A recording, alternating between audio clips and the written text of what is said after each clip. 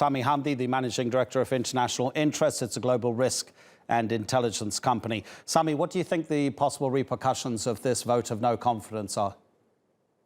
I think the reality is that it essentially cements the current status quo, East and West. The issue is that Aguila Saleh and Haftar, who control the East, believe that they're being asked by the UN to hand over the East to Dbeibah and to the government of national unity without actually having any guarantees that they will be part of this unified Libya, whether Aguila Saleh will become president or Haftar becoming the head of the army. So Aguila Saleh has spent 6 months trying to maneuver himself or to secure a guarantee that he will be a major player in any unified Libya. And given that no guarantees have been given to Aguila Saleh, the vote of no confidence essentially says that I am not ready to play the game if I don't receive these guarantees, and I'm not going to allow Dbeibah to use this platform to embolden himself and take advantage of the UN's recognition of the government. So I think that we can summarize the vote of no confidence through a famous saying that we say in North Africa, "Nal'ab wa la nkharrab," and that's when somebody that is not playing on the football pitch but says either I play or I ruin it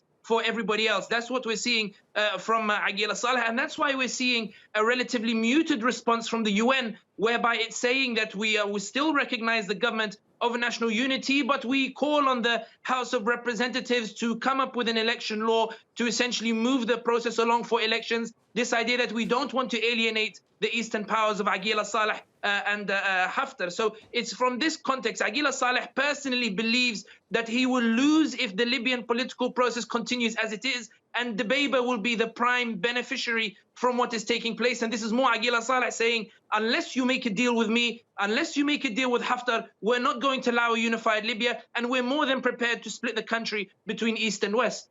So, seriously, you're saying that to protect their interests, Aguila Saleh and Khalifa Haftar may take up arms again?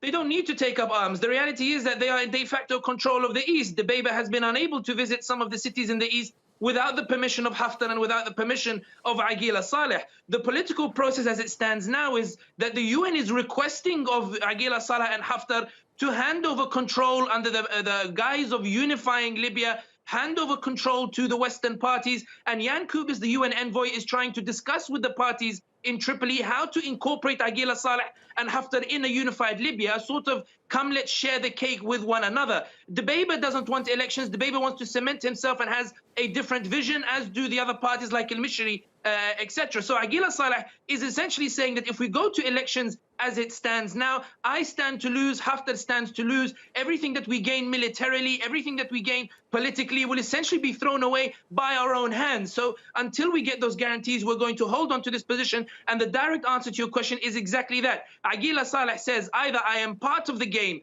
either I am respected as a major player, or I swear to you I will not hand over the East, and I'm more than happy for an East and West division, and I will form my own government, and I have Greece, Italy, Egypt, UAE, Russia, all of them ready to recognize me, ready to recognize an Eastern entity and support me in it. You are the ones who will lose, so come and listen to me, give me the position that I seek, or essentially nobody wins, and that's what we're seeing with this vote of no confidence. OK, they're telling me in my ear, Sami, we have to move on, but I'm going to give you one more question. But I want just a one-word answer in percentage. So what I'm asking you is, in 12 months, in 24 months, in 36 months, what's the percentage chance of Libya being two countries and East being split with West? 60%.